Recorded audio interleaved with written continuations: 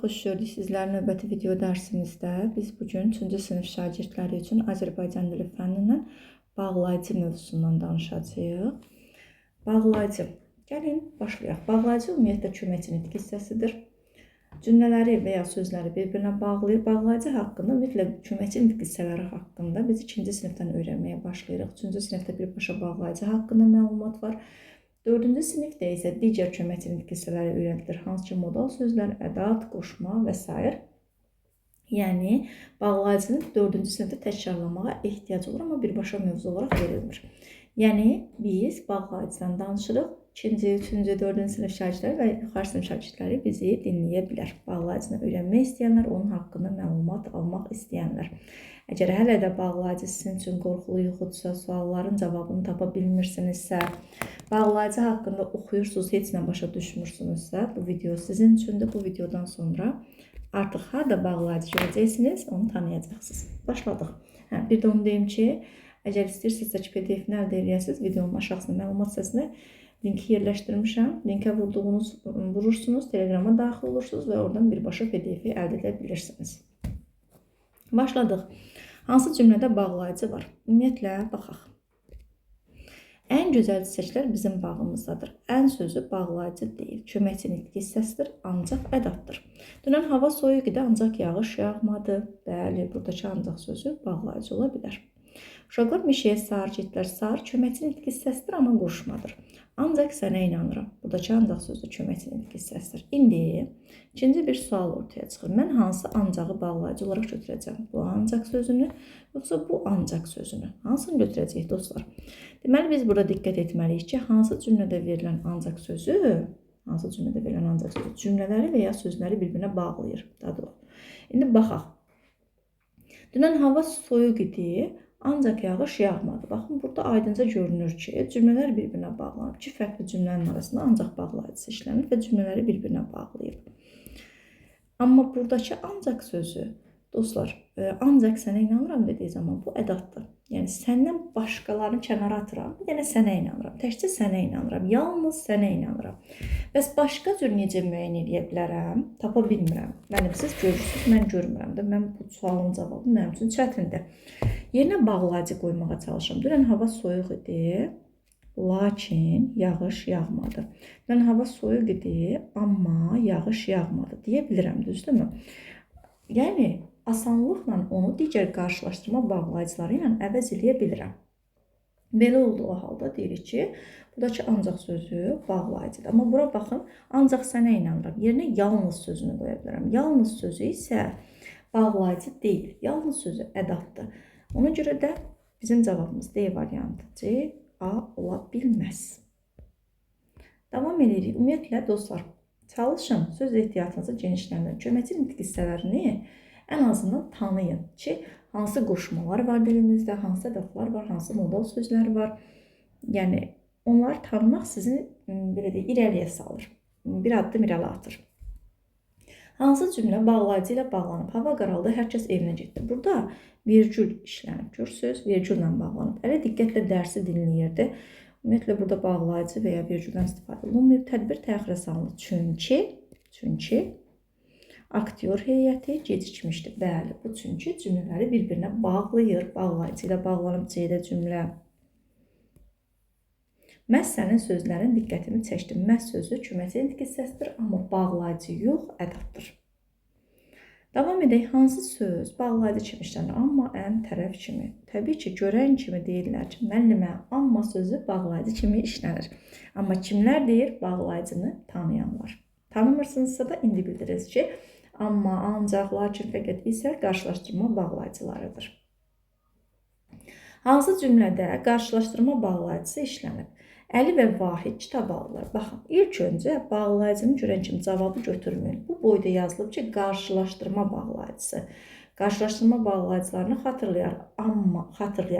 Amma, ancaq, lakin. Bunları axtarırıq, amma diqqətli oluruq. Əli və Vahid kitab alırlar və bağlayıcıdır, ancaq birləşdirmə bağlayıcısıdır. Murad bacısı ilə kinoya getdi. Buradakı ilə, ümumiyyətlə, bağlayıcı deyil, qoşmadır.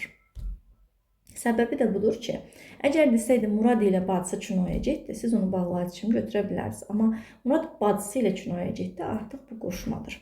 Avtobus dayandı, lakin heç kim düşmədi. Lakin bağlayıcıdır və qarşılaşdırma bağlayıcısıdır. Bəli.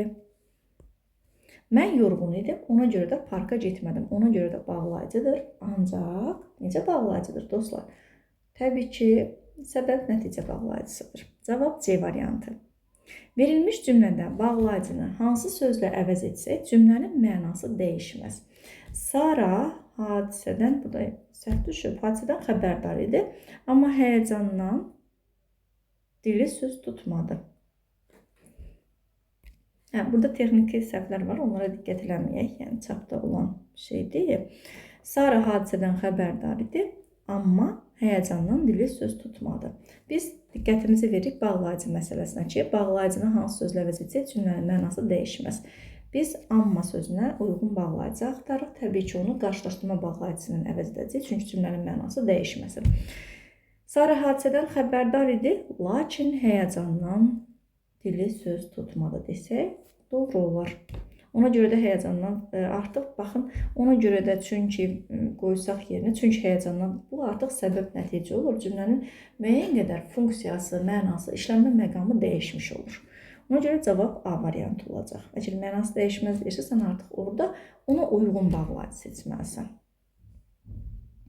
Neçə nömrəli söz birləşdirmə bağlayıcısıdır? Təbii ki, amma qarşılaşdırma, çünki səbəb-nəticə və isə birləşdirmə bağlayıcısıdır. Cavab C variantı.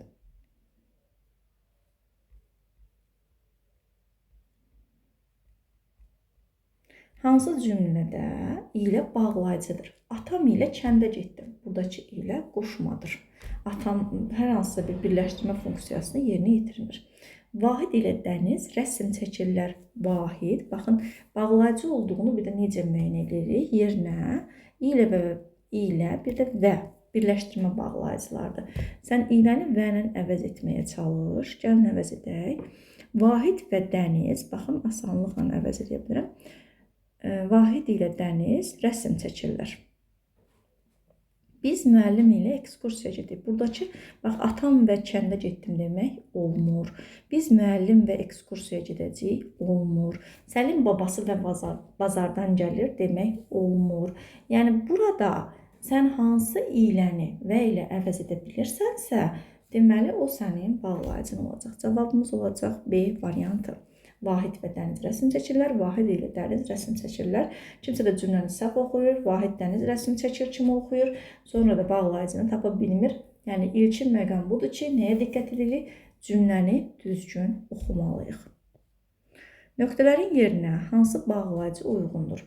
Müəllim dərsi yenidən izah etdi. Musa yaxşı anlamamışdı. Müəllim dərsi yenidən izah etdi. Nə səbəbə? Nə üçün? Niyə izah etdi? Çünki Musa yaxşı anlamamışdı. Lakin Musa yaxşı anlamama, ona görə də demək doğru deyil. Sən artıq burada birbaşa diqqət eləməlisən ki, mən hansı sözü yerinə qoysam, cümlənin mənasına uyğun olar. Hansı cümlədə bağlayıcı düzgün işlənməyib? Cəmil məktəbə getmədi, amma xəstələnmişdi. Getmədi. Bu səbəbi olmalıdır, düzdürmü? Əslində belə yazılmalıydı. Cəmil məktəbə getmədi, çünki xəstələnmişdi. Yəni, bu fikirlər burada qarşılaşdırılmır. Səbəb-nəticə əlaqəsi var. A variantına görə də olmaz. Murad, olmaz dediyimiz, yəni düzgün işlənməyib, bizdən işlənməyən istəyir. Murad və Musa yarışa qatıldılar, olar. Yaz gəlmişdi, ancaq havalar soyuq keçirdi. Baxın, iki zidd fikir qarşılaşdırılır. Yaz gəlmişdi, əslində hava isinməlidir da yaz gəldiyi üçün hal-hazırda olduğu kimi. Yaz gəlmişdi, amma ancaq havalar soyuq keçirdi. Yaz gələndə hava isinməli idi, amma isinmədi. İki zidd fikir bir-birindən qarşılaşdırılır. Səlim yuxudan gec oyandı, ona görə dostları onu gözləmədilər. Səlim yuxudan gec oyandı, çünki dostları onu gözləmədilər demək olar. xeyr, yəni daha çox ona görə də sözü bura uyğundur. Səlim yuxudan əgər tez oyansaydı, dostları ilə gedə bilərdi. O yuxudan gec oyandı, nəticədə dostları onu gözləmədilər. Yəni bu da doğrudur. Düzgün işlənməyən A variantı olacaq. Cəmil məktəbə getmədi, çünki xəstələnmişdi, olmalı idi. 10-cu testə baxırıq. Dəqiqə biraz böyüdək. Sonuncudur. Nöqtələrin yerinə uyğun gələn bağlayıcını yazın. Kərim və Samir şəhərdə yaşayırlar. Və-ni götürdük. İlə də qoya bilərik və yoxdur, üzr istəyirəm. İlə qoymalıyıq, çünki buradan uyğun söz seçirik. Kərim ilə Samir şəhərdə yaşayırlar. Havalar isinmişdi, çünki yaz fəsli gəlmişdi demək olar. Həsən gözləyirdi, amma heç kəs görünmürdü.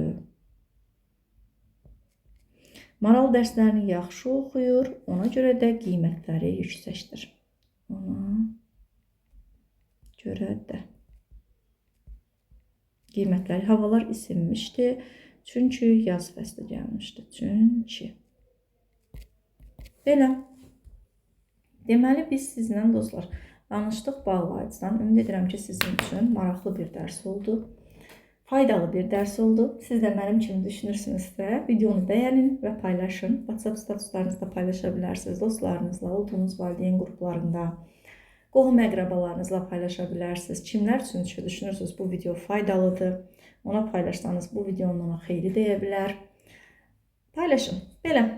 Sizinlə mən idim. İncəgül müəllimə İsmailova. Gələn video dərslərdə görüşmək ümidi ilə hər birinizə dərslərinizdə bol-bol uğurlar arzu edirəm.